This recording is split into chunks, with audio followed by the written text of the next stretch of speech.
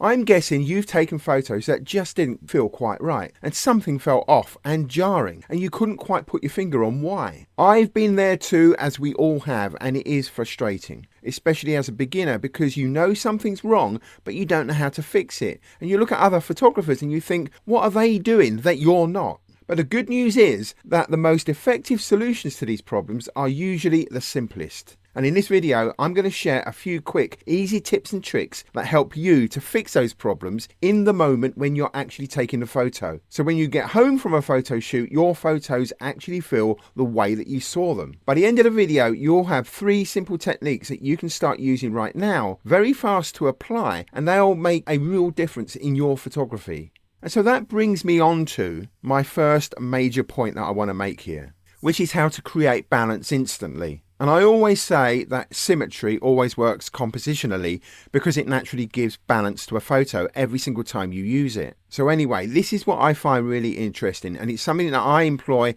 in my photographs all the time. And you can see it in all of these photographs here. So let's just have a look at this one here, this house against that mountain in the background. So anyway, the subject of the photo from me, the photographer's point of view, is that house. And that's on the right hand side, it's off center. You could say I employed the rule of thirds. But here's a really interesting thing. I've got that house on the right hand side and I've got that leading line from that track on the left of that house. And if I draw a box around those 2 objects, and then I draw a box around the edge of the frame, and then I remove that photograph, you can see that there is a symmetry there. So I've taken those 2 objects, I've treated them as one object, and then I've placed it symmetrically in the frame. And if I show you this image here, I've done exactly the same thing here, and you should be able to see it already. So what I've done here, and you should be able to see it, is that those 2 objects now sit together in the frame. If you draw a box around them, then a box around the edge of the frame,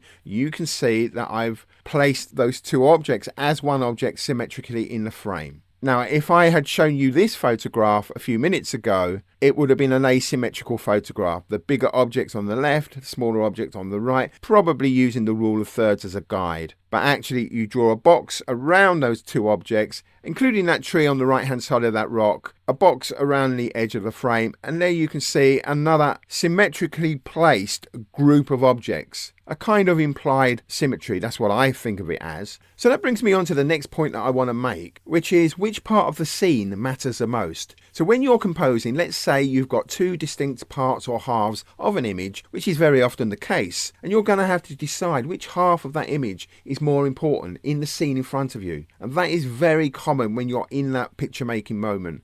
Let's use a horizon as an example to show you what I mean. So let's say that the sky in the scene in front of you is more interesting than the ground. So that would mean that you want to place the horizon lower in the frame to get more sky in the composition. And you could then follow the rule of thirds and put the horizon on the lower third line. And that's going to work some of the time. But if you look at this image here that we also looked at earlier, you can see very obviously that the sky is very interesting. It's got nice colors, interesting cloud detail. And I wanted to get as much of that in as possible. I made that decision. The sky is much more interesting than the ground. But this photo is not of the sky, it's of those standing stones. So I wanted them big in the frame. So I've done that implied symmetry thing that we talked about earlier. And I've got to have a significant gap below the bottom of that standing stone and the bottom of the frame. There has to be enough of a gap in there not to jar with the viewer. Then I want that standing stone big in the frame, and then I want more sky than ground. And that's what determined where that horizon was going to be.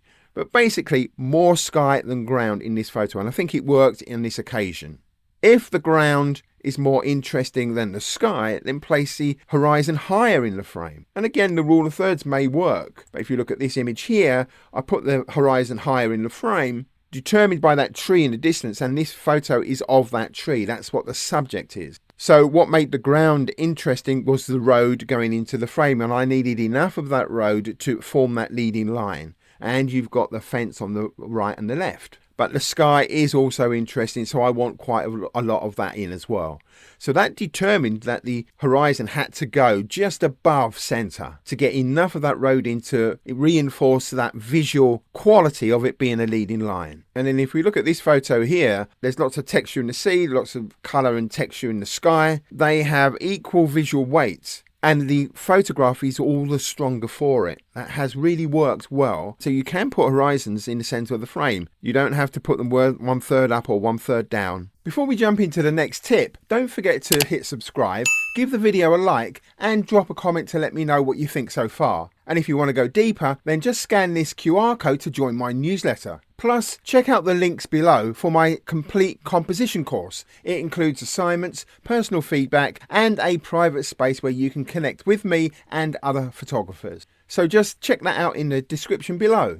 And now, I want to move on to something a little bit more advanced.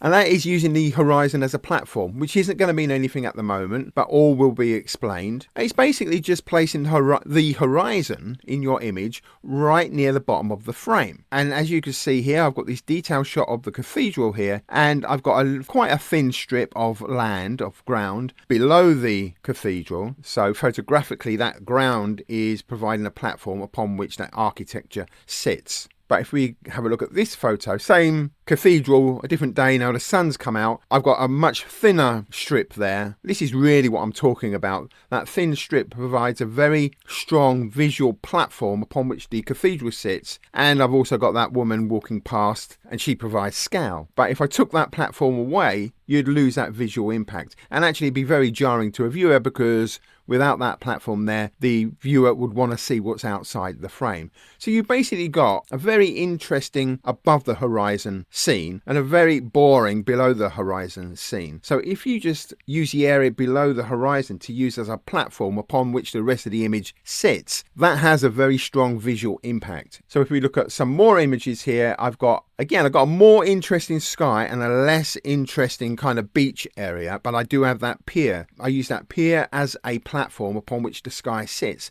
And again, if you look at this image, I've got those wind turbines at the back of that wheat field there. So the wheat field becomes a platform. The turbines sit on that platform underneath those huge stormy skies. And the same here with this forest scene. And then if we have a look at this image, this is a bit more interesting, a bit more complicated, I suppose, a bit more ambiguous. But I've still got that area of snow at the bottom there, that little strip that acts as a platform upon which those items there sit, the bench, the man, dog, lamppost and tree, and then the rest of the image sits on that. From that little platform at the bottom, you get all that context. And then if you have a look here, we've got this implied symmetry thing going on again, because if we take these objects from that bench to that tree, draw a square around it, and then another square around the edge of the frame, and you've got symmetry again. You've got that implied symmetry thing. I'm doing it here as well. So anyway, that is that. Okay, so that's 3 simple things that you can go out and practice right now. And that will help you to simplify your compositions, declutter them, and home in on your subject, which is going to help you to create much more engaging photographs. But if you want a complete system that ties all of this together, something that you can rely on every time you press the shutter, then watch this short video right here. It could genuinely change the way that you take photographs forever.